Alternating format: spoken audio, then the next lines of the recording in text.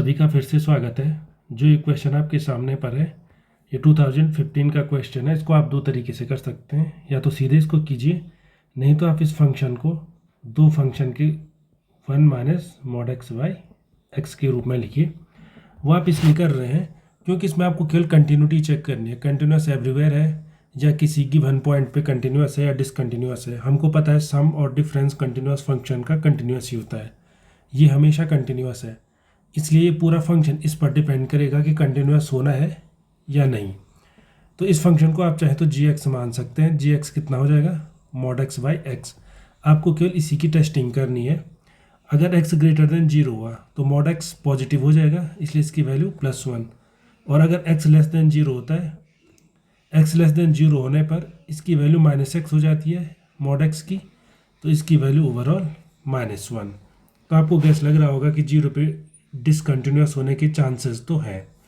और ये फंक्शन दिखेगा कैसे, अगर आप ड्रॉ करना चाहे, ये वाला पॉइंट इंक्लूड नहीं होगा, ये पॉजिटिव के लिए हो गया, और ये वाला पॉइंट इंक्लूड नहीं होगा, ये नेगेटिव के लिए हो जाएगा। तो टेस्ट कैसे करेंगे, तो लेफ्ट हैंड और राइट हैंड लिमिट निकालिए। Right hand limit h tends to 0 f 0 plus h। तो f की जगह पे हमारे पास g है, तो आप सीधे g को टेस्ट कीजिए। तो इसकी वैल्यू कितनी हो जाएगी, लिमिट, यहाँ पे h पॉजिटिव होता है, ध्यान रखिए आप, h हमेशा पॉजिटिव होगा यहाँ पे, gh।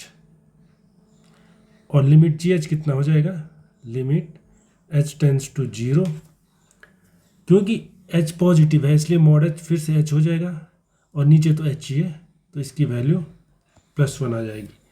ऐसे आप लेफ्ट हैंड लिमिट भी निकालिए। लिमिट h टेंड्स टू 0, लेकिन इस बार माइनस से जाएगा, माइनस साइड से, तो आप इसे सीधे ऐसे लिख सकते हैं g0 माइनस h। यहाँ पे माइनस लिखने की फिर ज़रूरत नहीं है क्योंकि h पॉजिटिव है, इसलिए 0 माइनस h अपने आप लेफ्ट साइड से हो जाएगा, -h नेगेटिव हो जाएगा।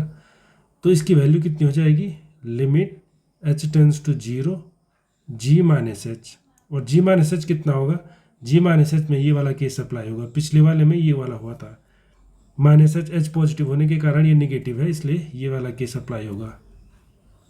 तो इसकी वैल्यू हो जाएगी लिमिट h टेंड्स टू 0 -1 और -1, क्योंकि इस पे लिमिट का असर नहीं होगा। तो आप देख पा रहे होंगे राइट हैंड लिमिट और लेफ्ट हैंड लिमिट सेम नहीं है, इसलिए ये 0 पे कंटिन्यूस नहीं है। 0 को छोड़ के आप देख सकते हैं एक्स ग्रेटर देन 0 पे हमेशा कंटिन्यूस है, एक्स लेस देन 0 पे हमेशा कंटिन्यूस है।